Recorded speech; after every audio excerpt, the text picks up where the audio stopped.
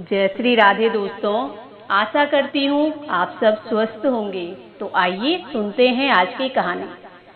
कहते हैं कि एक बार अकबर बादशाह ने बीरबल से कहा कि बीरबल हमें खुदा दिखाओ। अब बीरबल बड़ी उलझन में पड़ गया। बीरबल ने कहा कि हुजूर, ईश्वर तो सर्वत्र है। तो बादशाह ने कहा, इसीलिए तो हम देखना चाहते हैं। जब ईश्वर सर्वत्र है तो तुम दिखाओ। बीरबल ने सोचा कि बादशाह जब कोई बात एक बार अपने मुंह से कह देते हैं तो जब तक उसका निर्णय नहीं निकल जाता तो वो छोड़ते नहीं हैं। अब बादशाह को संतुष्ट करना बहुत जरूरी है। तो बीरबल कहता है कि महाराज, मुझे 1 महीने का समय दीजिए। बीरबल को समय मिल गया। अब बीरबल अपने घर आया तो इस बात को बड़े ध्यान से सोचने लगा। ऐसे ही कई दिन बीत गए, लेकिन बीरबल कोई समाधान नहीं निकाल पाया। एक दिन की बात है, जब बीरबल अपने घर के बाहर खड़ा था। उसने देखा कि एक बैलगाड़ी चनों से लदे बोरे लेके जा रही थी। उनमें से एक बोरा फटा हुआ था, जिससे चने गिरे जा रहे थे। तभी बीरबल की नजर अचानक उस बैलगाड़ी के पीछे भागते हुए एक लड़के पे पड़ी। उस गाड़ी से जैसे ही चने के दाने नीचे गिर रहे थे, वो लड़का पीछे पीछे जाते हुए उन चने के दानों को उठाता और खाता रहता। बीरबल काफी देर से ये देख रहा था।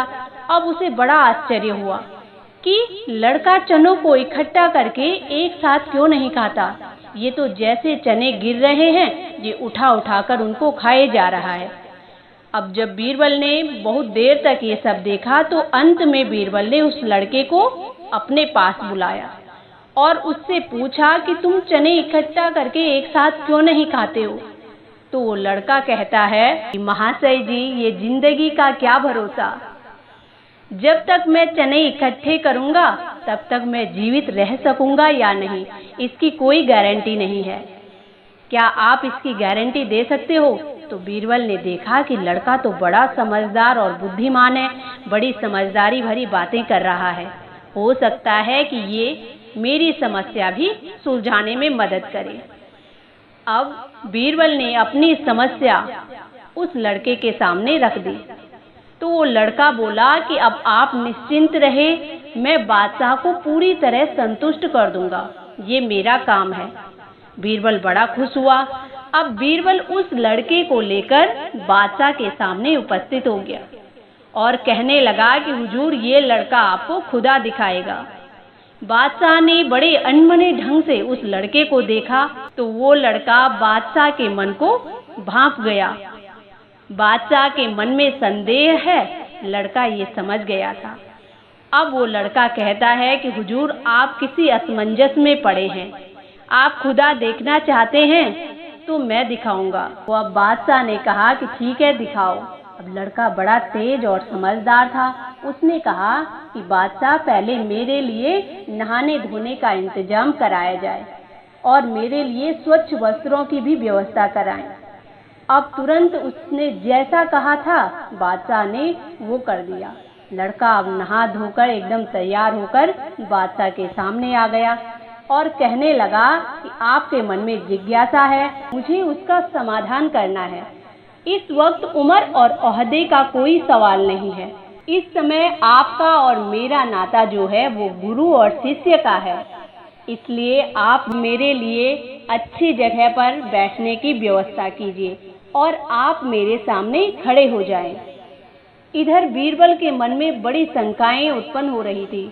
बादशाह के मन में बड़ा कौतूहल हो रहा था और उस लड़के को देखकर बादशाह को बड़ा गुस्सा भी आ रहा था।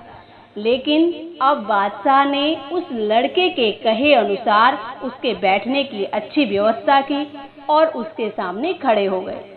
फिर लड़का कहता है कि अब एक कटोरे में आप दूध मंगवाइए। तो बादशाह ने कटोरे में दूध मंगवाया। जब दूध आ गया तो उस लड़के ने उस दूध में अपनी उंगली डाली और उस दूध को हिलाने लगा। बहुत देर तक वो ऐसे ही कर रहा था।